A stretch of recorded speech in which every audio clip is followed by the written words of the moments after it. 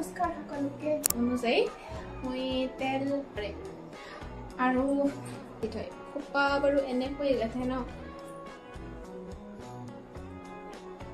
সেইটো যে হেৰি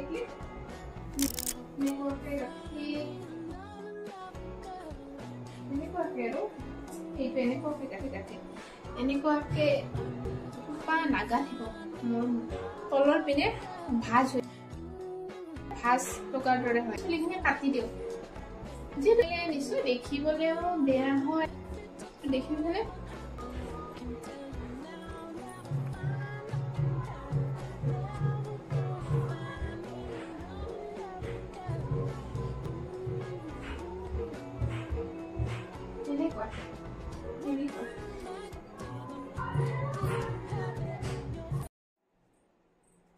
নমস্কাৰ সকলোকে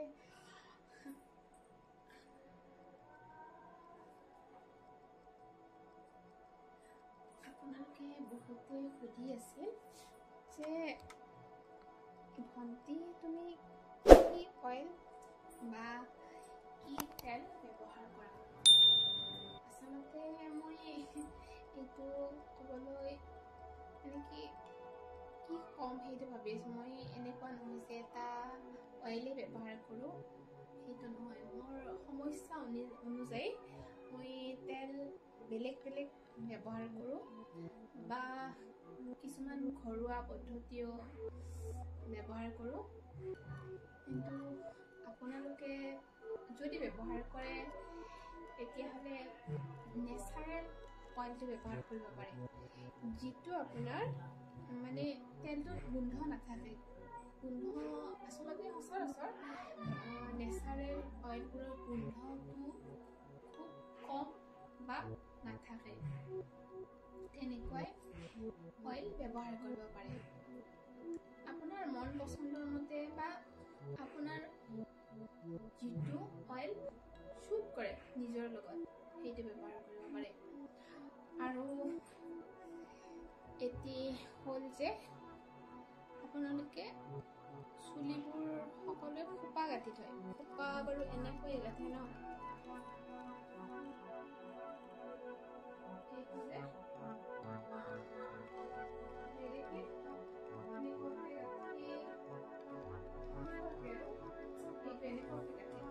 এনেকুৱাকৈ খোপা নাগাঠিব মোৰ মতে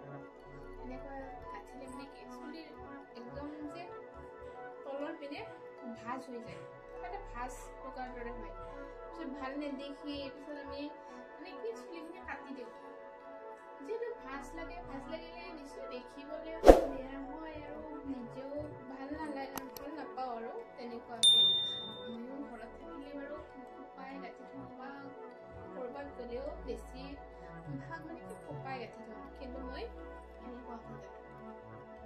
দেখিবলৈ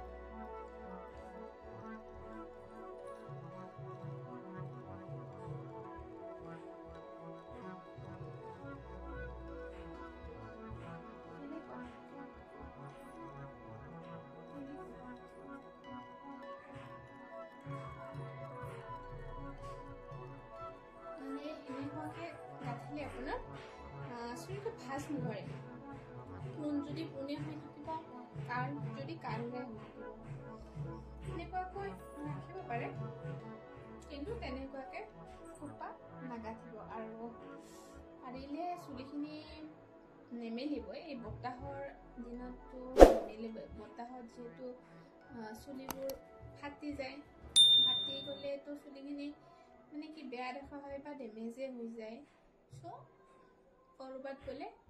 গাঠি গ'লে মানে কি ছেফ হৈ থাকে আৰু চুলিখিনি ভাল হৈ থাকে যেনে ধৰক আমি বাইক বা স্কুটিত গ'লে চুলিখিনি মেলি যাব নালাগে আচলতে মোৰ মতে আৰু বেনি গাঠিও যাব পাৰে বা খোপা তল পিনে তেনেকৈও গাঠিব পাৰে